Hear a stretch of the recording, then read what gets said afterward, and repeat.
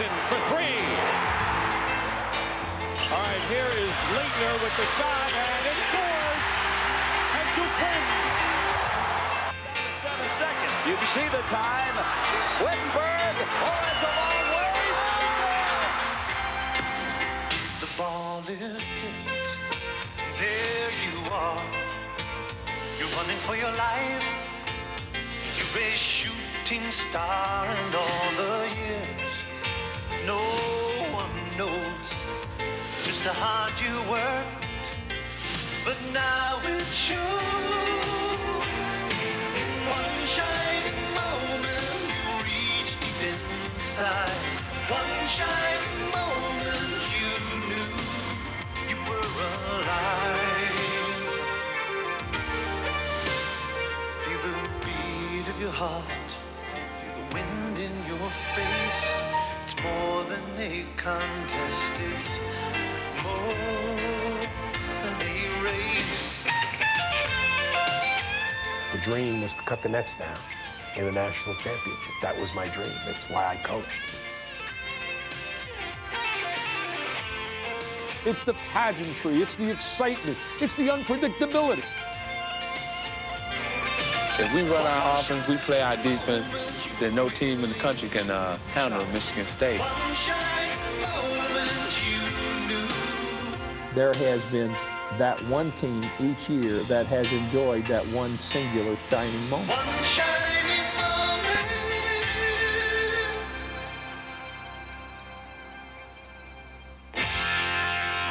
moment. One shining moment. The best of the NCAA championship.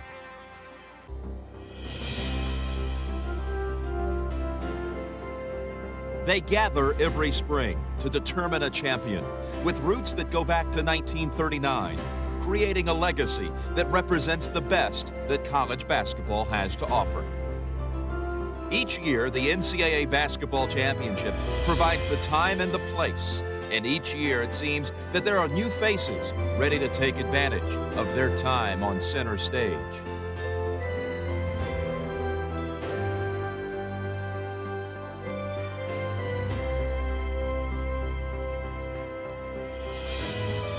Picture a lineage of great teams and great players.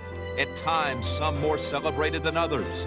But together, they create a madness like no other, providing a forum for that one shining moment when everyone is celebrating them and they are celebrating a national championship. Patrick Ewing's senior season at Georgetown was expected to provide one of those shining moments. And while it ultimately did, it wasn't on Georgetown that the spotlight shone. In 1985, 3 Big East teams went to the Final Four. Among them, the upstart Villanova Wildcats, who made it to the championship game where they would face their conference rivals, the heavily favored Hoyas of Georgetown. The newspapers did not give them a chance. I remember it like it was yesterday. The article in the paper the day of the game said, Villanova will win this game when there'll be Martians in the White House. Everyone thought we were supposed to lose. We were still going to have a parade, whether we won or lost. They were going to get hugs and kisses from their moms and their girlfriends. It didn't make any difference, so let's go play. Let's go play to win, and that's what we did. It wouldn't be easy, but Villanova, perhaps inspired by the presence of longtime trainer Jake Nevin, or perhaps secure with the knowledge that comes with familiarity, set out to give the Hoyas a game. To the Wildcats, Georgetown wasn't an invincible or mysterious foe, just a conference rival that wasn't about to intimidate them no matter how aggressive the Hoyas were at the outset. Even though 1985 was the tournament's last season without a 45-second clock, it was important for Villanova to control the game's tempo, and it did, playing on what seemed to be an internal timer. It was rare that he spent much more than 45 seconds with a possession, but he did spend 40 or 43 or 38. He spent a lot of time with the ball waiting for the best shot possible. And when you see the shooting statistics, you know they got the best shot possible. Picking apart the most ferocious defense in the country, Villanova kept the game close in the second half, making 9 of its 10 shots. A lot of the shots that they took, we were very much aware of the fact that those were extraordinarily tough shots, shots that ordinarily you would want a team to take, and those balls were going in the basket. When is it going to end? When's the drought going to come? We're going to miss 2 or 3 in a row, and maybe they'll take off, but we didn't. On an evening when they couldn't afford to miss, the Wildcats rarely did, shooting an astounding 79% from the field. Harold Jensen led the way, missing just a single foul shot all game. And his 5 for 5 from the field included the go-ahead basket with 2.5 minutes to play.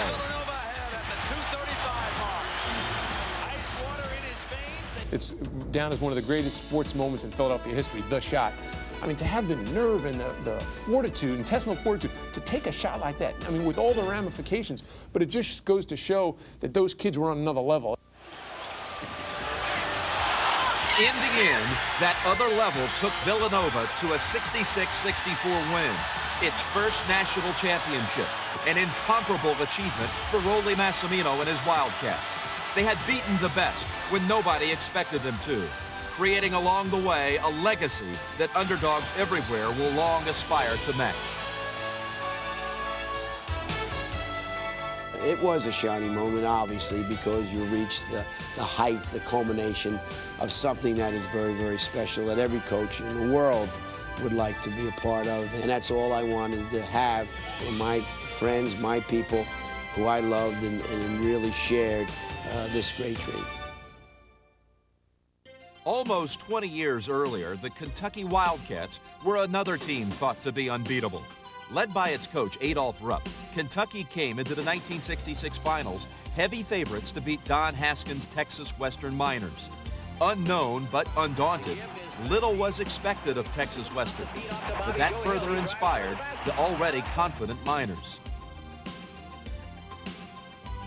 People have given the championship to some one team that we haven't played for yet, and that's very demeaning. So that was very motivating for us. We believe that we got to the championship game we could win, regardless of who we played. Texas Western came out totally unintimidated and took it right to them. And they got a quick lead, handled the ball well, played great defense, stripped Kentucky of the ball time and time again. Kentucky was one of the fastest and best shooting teams in the country. But on this night, they were thoroughly unprepared for the tenacious Miners trademark. Defense was our style. We'll pick you up at the locker room, airport, or the bus station. And from then, we'll guard you until you leave. That was our style. And that was our strategy to make you uncomfortable, to make you nervous, and that would create turnover in itself. Time and time again, Western's Bobby Joe Hill picked the pocket of Kentucky's All-America guard, Louis Dampier, as the Miners eventually came away with a 72-65 win. Of course, Texas Western won more than just a game that night. Never again would a segregated team challenge for the national championship. In becoming the first team with 5 black starters to win an NCAA title, Texas Western forever changed the face of college basketball. Winning the next championship means that we have an opportunity to go down in history. Winning the next championship 25 years later now is more important to us now than it was 25 years ago. Only very little in this half. Sometimes just getting to the Final Four can mean as much to a school as winning the national championship. That was certainly the case in 1977, when the University of North Carolina at Charlotte and its charismatic star, Cedric Cornbread Maxwell, came from nowhere to capture the country's attention, riding a series of improbable upsets to make it to the Final Four in its first ever tournament appearance. It was UNCC's dream to go to the Final Four. It was my dream, and it was really an achievement for us that we got as far as we did and played as well as we did. But it was gratifying for us just to get there. 6'8" senior from Kingston, North Carolina, Cedric Cornbread Maxwell. Against Al McGuire's Marquette Warriors in the national semifinals, UNC Charlotte kept a low-scoring game close, finding themselves down by a basket with time running out. Your 2-minute offense in football. This is the 10-second offense for UNCC. The clock is not official on your screen at the moment. We had the ball, I think, with 10 seconds to go. And our coach looked at our bench and said, all right, who wants to have the last shot? And everybody kind of like, hell, I don't want it. So with that, I think, and I just kind of said, well, you know, I'll take the shot. Brett Maxwell, he'll take the shot. Brett Maxwell, timeout with 3 seconds left. One of the most controversial plays of all time happened with 3 seconds to go. There's the long pass. Whitehead, go! Jerome Whitehead! With no signal. We'll have to get the official signal. Paul Galvin put his hand through the imaginary circle. Everybody was gathering around the table to want to know the verdict, and it was like you knew you were just like sitting in a lecture chair. It's like, did I get the call from the governor? It's like, no. So that was the end of the dream. It ended right there. However, for Marquette's McGuire, the dream continued. His team's run to the 1977 National Championship game against North Carolina had been remarkable also. And when Marquette broke open a tight game late in the second half and went on to beat the Tar Heels, Al McGuire finally had the spotlight shine on him. In his last game as a coach, he had picked a wonderful way to say goodbye. 3 years before, in 1974, McGuire and Marquette lost to North Carolina State in the championship game. But the story that year was the much-awaited semifinal round meeting between NC State and UCLA, the team that had won 7 consecutive national championships. Obviously, there was an intimidation factor with UCLA. There was UCLA in college basketball at that time, and then there was everybody else. We were expected at UCLA to win the championship, and nothing less than an undefeated season and the NCAA championship was acceptable, and that was fine with us. We liked that pressure. Coach Wooden taught us how to think like champions, act like champions, behave like champions. Eventually, we became champions. Maybe the tradition, the mystique, the aura that goes with just winning and winning and winning, maybe that's more than anybody can overcome. If any team had the potential to overcome the Bruin mystique, it was North Carolina State. Not many teams had the talent to match UCLA. But with David Thompson, the Wolfpack certainly did. And at the half, the game was tied. UCLA then pulled away early in the second half. And it looked like the Bruins were on their way to duplicating their early season rout of State. We were up significantly in the second half. The game was going our way. They went to the four corner. They started to stall and slow down the game. We lost our composure, we lost our concentration, we lost our attacking style. I've often felt that they relaxed to a certain degree during the course of that game. Plus, I think we turned it up a notch. At that point, when you've been beaten so badly in December and then you get down by 11, there almost becomes something in your mind that says, you know, let's save face. We had a team that would never quit. We had guys out there that wouldn't let you quit. That was the biggest game in our lives. So, you know, we really gave it that extra effort and came up with some big plays and got back into the basketball game. Taking advantage of his trademark spectacular backdoor alley-oop, the incomparable David Thompson provided most of those big plays, along the way earning the respect of his rivals. He had great basketball skills. Sure, he could jump, but he could knock down jumpers, he could drive to the hoop, he had a great sense of where the ball was. Truly a great player and very entertaining as well. The game itself was entertaining too. Led by Thompson, State eventually caught UCLA and stayed with them through the first of 2 overtimes. But the Wolfpack's comeback seemed to run out of steam when UCLA scored the first 7 points of the second extra session. I said something brilliant like, fellas, we're down 7 points. There's 2 minutes and 7 seconds to go. Somebody better make something good happen fast. Don't just go lollypopping over the side. Pass the ball and James, see where you should be. Monty went out, drew a charge, made the 2 free throws, stole an inbounds pass. David makes a layup.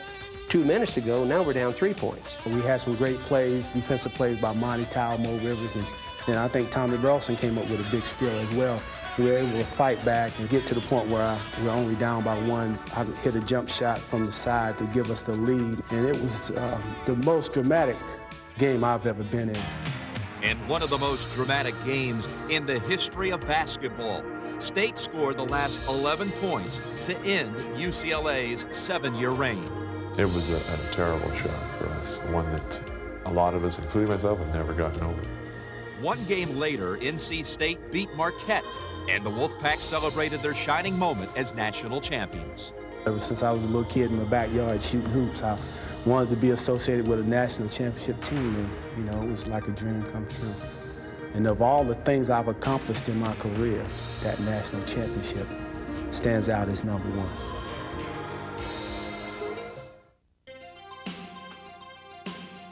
It was the unknowns against the underachievers when Seton Hall took on Michigan in the 1989 finals. Little was expected of the Wolverines that year. Not only had their recent tournament performances been disappointing, but now they were being led by a coach who took over the team just days before the tournament began. I do think that when it all happened, there was an immediate and an immense focus where people were saying, well, now they have an excuse. Now they have an excuse to be the same old Michigan that goes out in the second or third round. We looked at Coach Fisher as kind of an underdog. And, you know, people have a tendency to kind of get behind an underdog, and things gel together under those circumstances. Bill Frieder's unexpected departure at season's end was the circumstance that made Steve Fisher the Michigan coach. Now in the NCAA finals, after just 5 games as the head man, Fisher was fortunate enough to ride a spectacular performance by Glenn Rice, who turned in 6 of his greatest games at precisely the right time, scoring 184 points, the most by any player in a single championship. When the bell sounded, it was time to play, he was just unbelievable.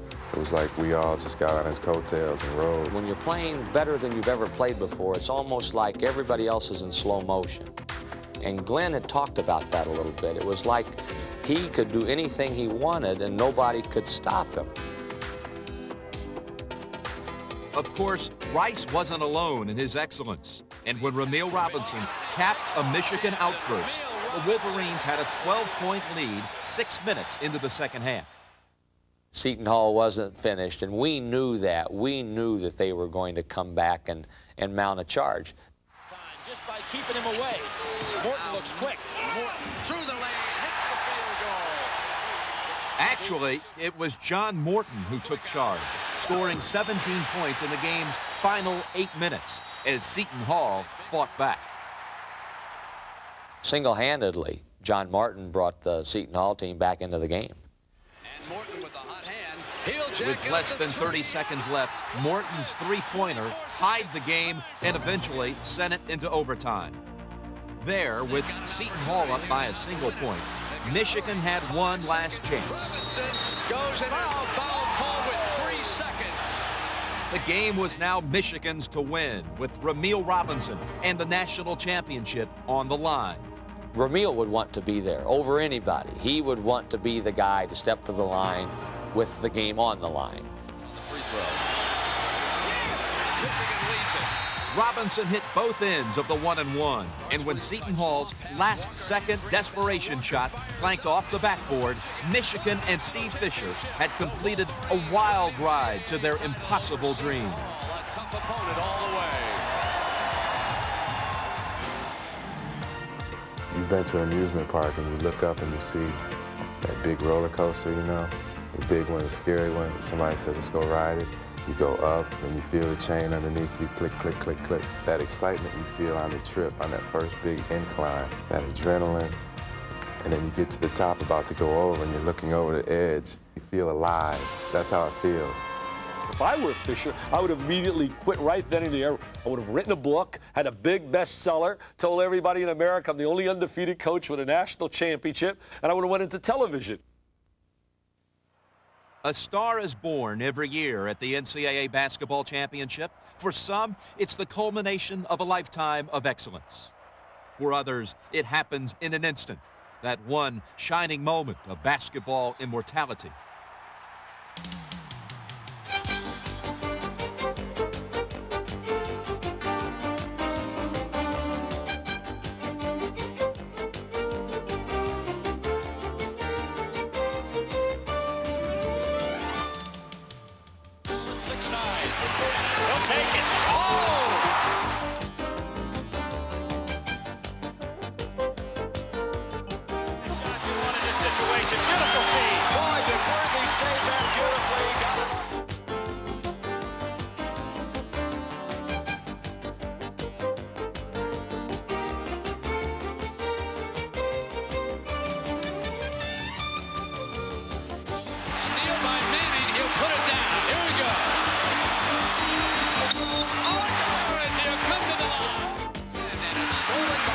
in the center.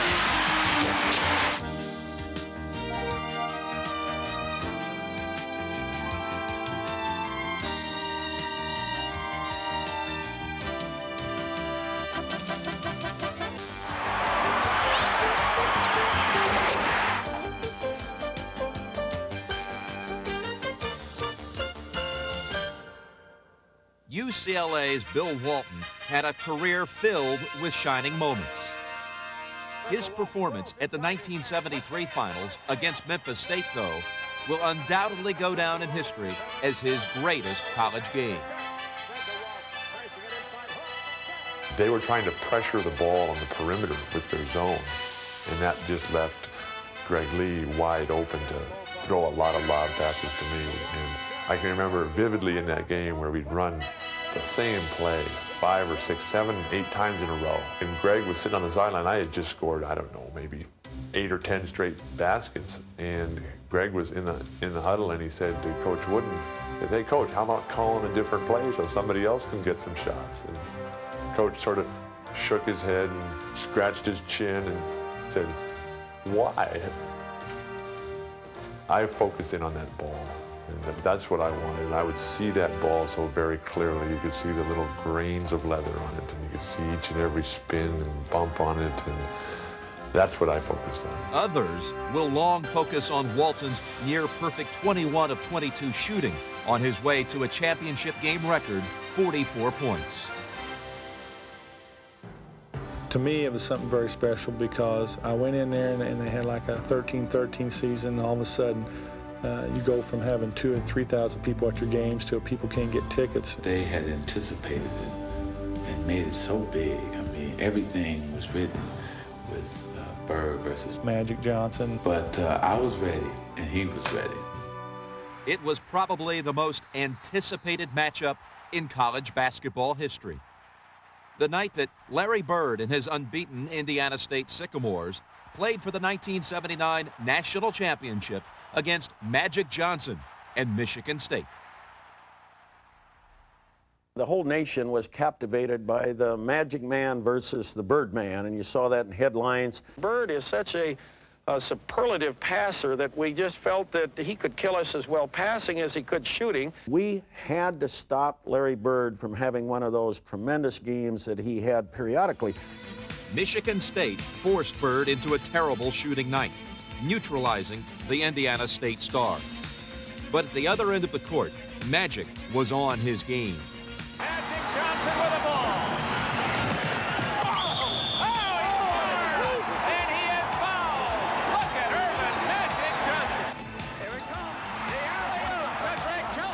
On the opening night of one of the more enduring individual rivalries in basketball history, the Spartans turned out to have too many weapons for Indiana State, as Michigan State went on to a 75-64 win. Champions, 1979. The college fan became a fan of Bird and Johnson, and I think they were really the first guys that took that college enthusiasm and fan with them right to the NBA level, and that has established a pattern which will never change. Like many before him, Danny Manning's shining moment lasted an entire tournament when he led Kansas to an improbable run to the national championship. A lot of people counted us out from game one, but we believed in ourselves. And going into the Final Four, there's no pressure on us because we're not supposed to be there. We had a little motto that said, "Life by the inch is a cinch, life by the yard is hard." And all we're going to do is go out, play hard, play together, and give ourselves a chance to win the ball game, and anything can happen. What happened in 1988 was that Kansas came into the Final Four as unranked underdogs and left as unlikely champions. And the reason was Danny Manning.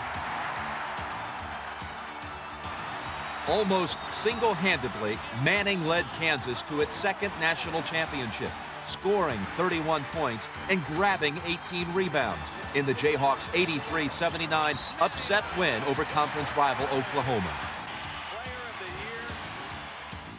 Going into college, I think it's every collegiate athlete's dream to win a national championship. The one shining moment in all of our careers, you can't go out in any better fashion than that. The atmosphere surrounding the NCAA championship lends itself to miraculous finishes when everything is on the line, and elation or elimination is just a single shot away. These things happen. People do incredible things. Will try for a three and hit it. Hunt to the basket. That unpredictable scene, that great moment. Wow. Outside the three. It's Higgins. They win. It's hope. It's dreams come true. The three. Smith. Oh, yes. Yes. Woo-hoo. Wow, that's my school, baby. Fox comes down the baseline and hits it. Carolina wins it. You know, you have to be good. You have to be lucky. 1 second left. Burrell takes the ball, looking inbound, loops it far up court for George, who catches it, turns around, shoots, and he got it! He hit it! He hit the shot! And the Huskies have won it! The Huskies have won it! George hits the shot! Not playing the passer. All right, here is Leitner with the shot, and it scores! And Duke wins!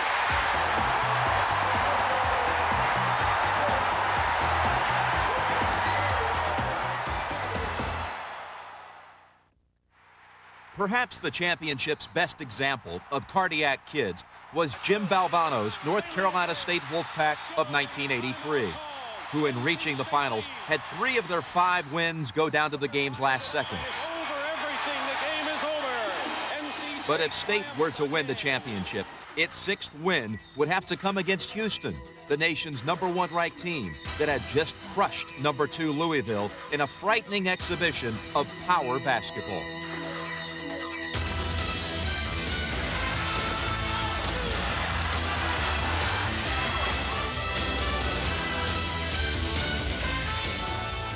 It was one of the best Newt Rockne locker room talks I've ever given in my life. The kids, every once in a while, they were getting ready to go. They thought it was finished. I'd say, I'm not done yet, sit down. They go, I'm not done, sit down. You know, I talked to every one of them in their face personally. You have to play a perfect game. Then after each guy, I'd say, and we're going to win the national championship. Right from the start, NC State showed Valvano they were ready, willing, and able to play the perfect game. Here is Bailey. 6-0. We were up 8 at the half, I believe. I think like 33-25. It was perfect. We were very confident. But I also knew, I told them in the locker room, they're going to make a run. They're going to make a run. Realistically, Houston was too good a team not to make a run. And with Hakeem Olajuwon dominating on both ends of the court, the Cougars scored 17 of the first 19 points in the second half to take a 7-point lead. Even when Olajuwon was really playing well, they came back, they took the lead. I don't think that anyone on the bench or on the court thought we were going to lose. I mean, we were really down, and it looked like they were just dominating the game at that point. And I think we still believe somehow, nobody knew how, but we were going to win. The how came from Derek Whittenburg, who hit from all over the court as State took full advantage of Houston's poor foul shooting down the stretch to tie the game. With less than a minute to play, NC State got the ball back again, one improbable basket away from an amazing national championship. Coach V diagrammed a play that was supposed to get one of the perimeter players a layup going to the basket. When we got to about the 14 seconds mark or so, we were all out of whack. We were all out of sync. Down to 14 seconds. Oh, almost stolen by Drexler. Boy, is he good at that. They've got to drive to the basket. It's down to 7 seconds. You can see the time. Whittenburg. Oh, that's a long ways. They won it. On the dunk.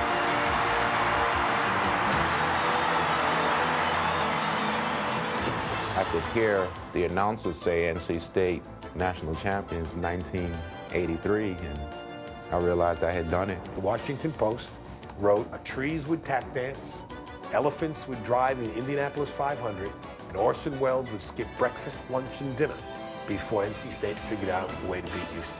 You know, when it was over, you want to get on the phone and say, hey, order the elephants up, teach them to drive, baby.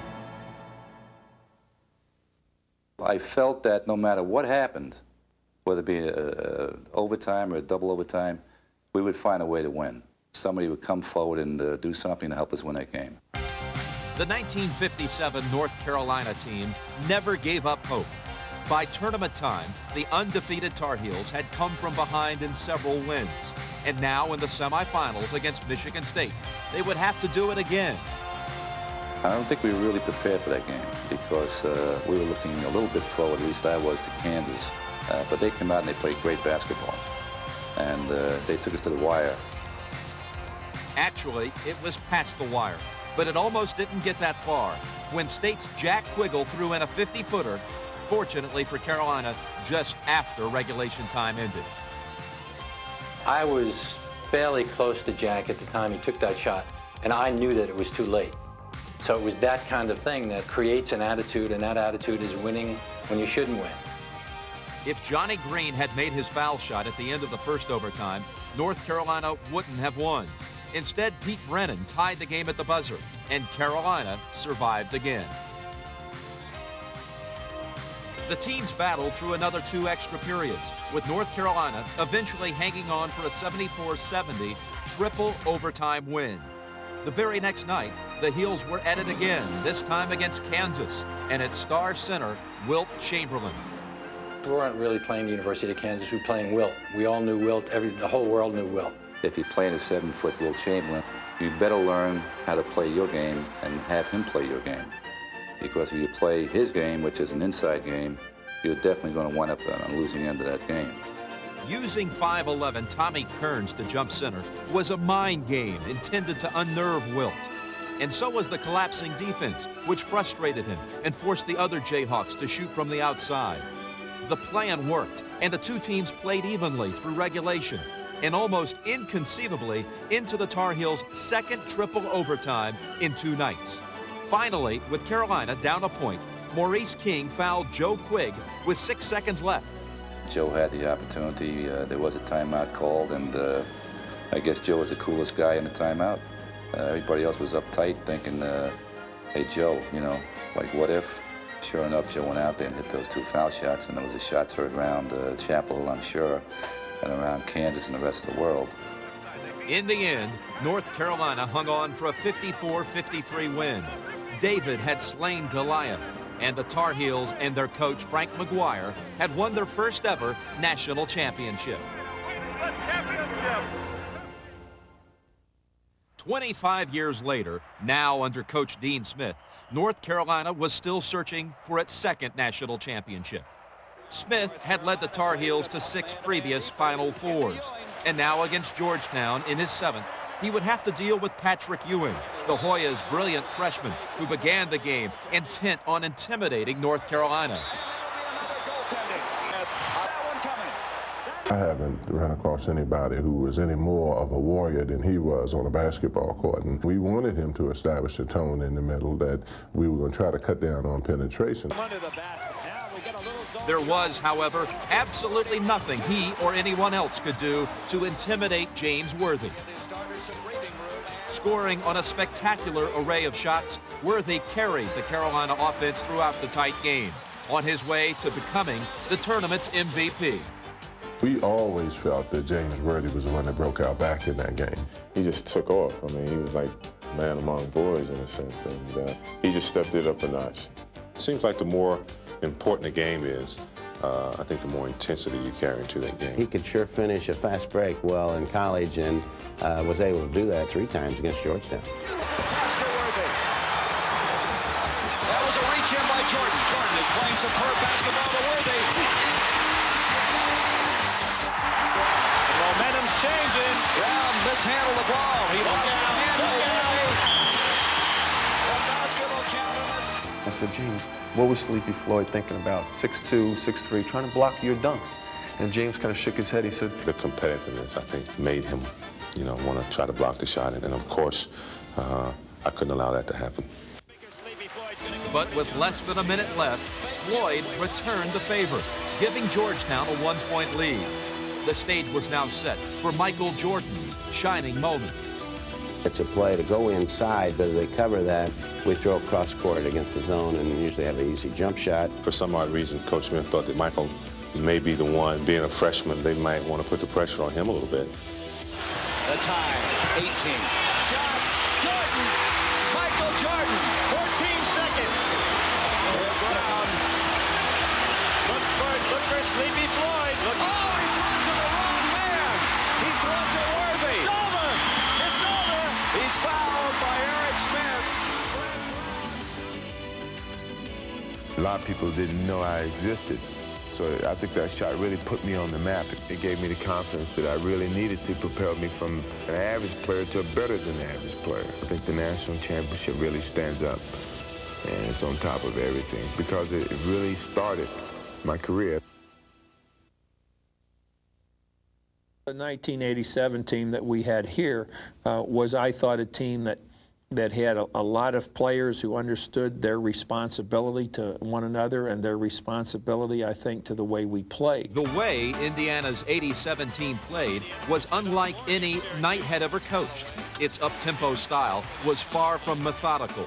And in the championship game against Syracuse, the Hoosiers even relied heavily on college basketball's newest weapon, the three-point shot. Defense doesn't work. Alford's three. That was a big part of our offense and a big part of my game, and I think that being the first year that they put the three-point line in, it was a big concern of mine because I knew I'd have a lot of fun. Now my jump shots were worth one more point, and fortunately I was able to knock 7 of them down. Alford's fourth three-pointer gave the Hoosiers a 1-point halftime lead. But Syracuse soon turned that around, jumping all over Indiana at the beginning of the second half to go ahead by 10.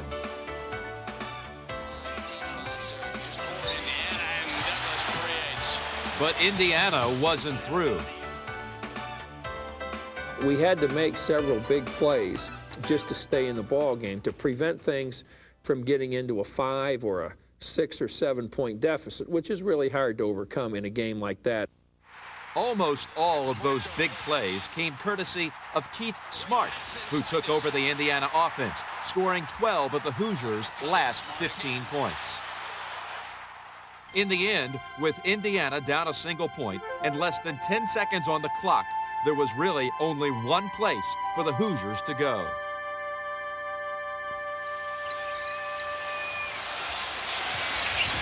Smart takes the shot, and the Hoosiers with 3 seconds. Go ahead.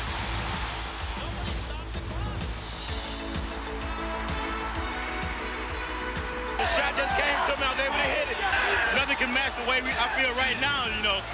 But we've been together for so long, and I'm going to miss this guy right here. All the rest of the seniors. Good job, Mariah.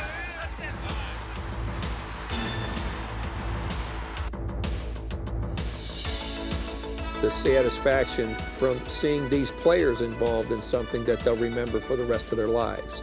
To when that player's own child is sitting with him watching the end, to when he's got a grandchild watching. He can always think, I played in it, and when I played in it, we won it. It was one of the most dominating performances in the history of the NCAA championship. The night that UNLV dismantled Duke to win the 1990 title, putting on a ferocious display of frenetic basketball. And it's a 3-on-2 for Vegas. Here's a bounce and low to Johnson. He puts it in.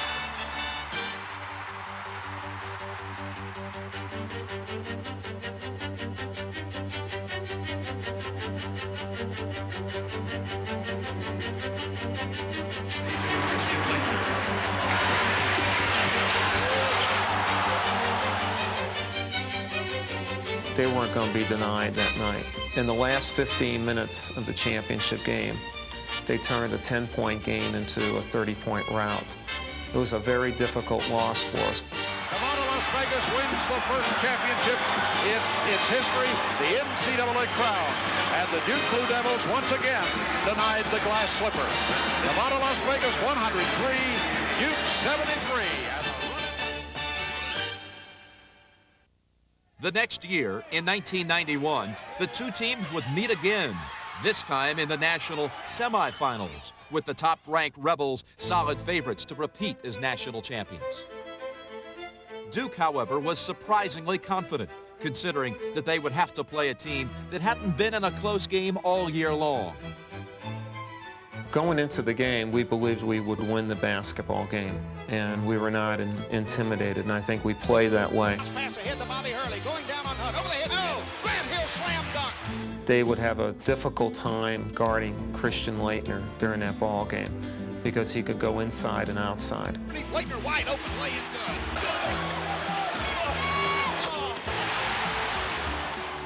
good. You don't stop Larry Johnson, but you try to limit him. We tried to keep it simple, focused, and everyone having the belief that we could win. The ball is up, and the tip is controlled by Grant Hill. Takes it away from Anthony and lays it in for the first points of the ball game. Important for Duke to get off to a good start. Duke did get off to a good start, and with Christian Laettner taking command of the game early, the Devils eventually put UNLV in a position they hadn't experienced in quite some time.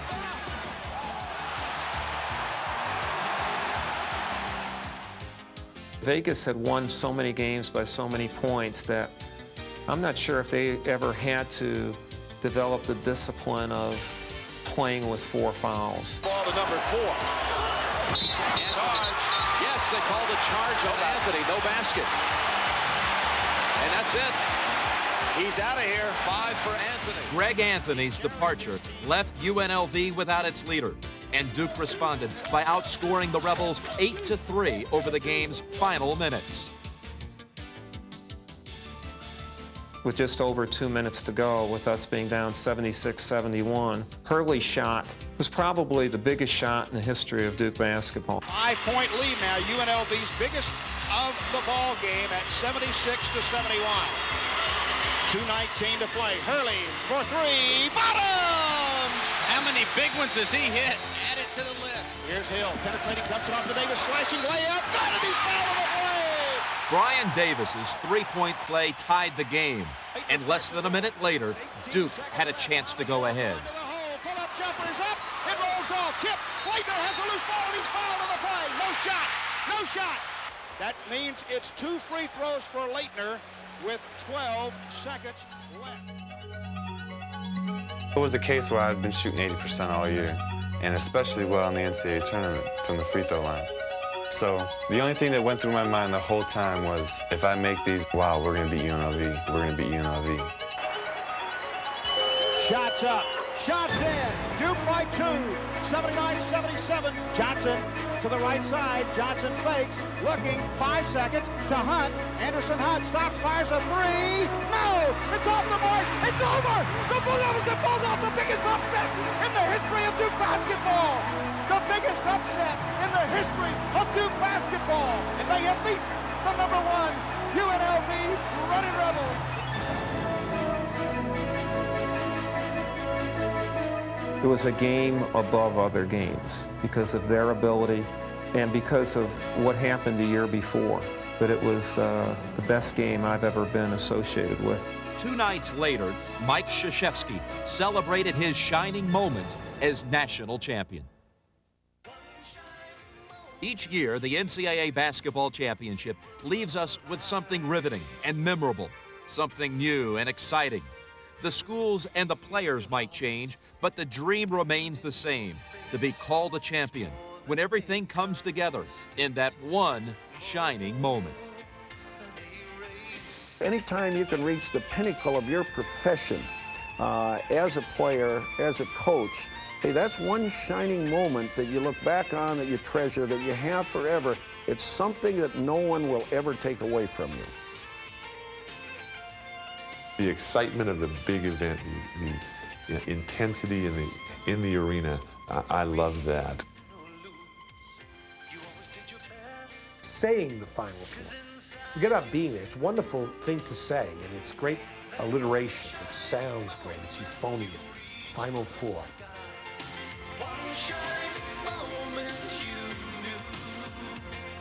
There is no event greater than the Final Four, when those 4 teams gather for that special moment. when the clock is ticking down and you look up at the clock and you know the opponent is not going to beat you and you have the doggone national championship. I think that is the one shining moment of all shining moments. One shining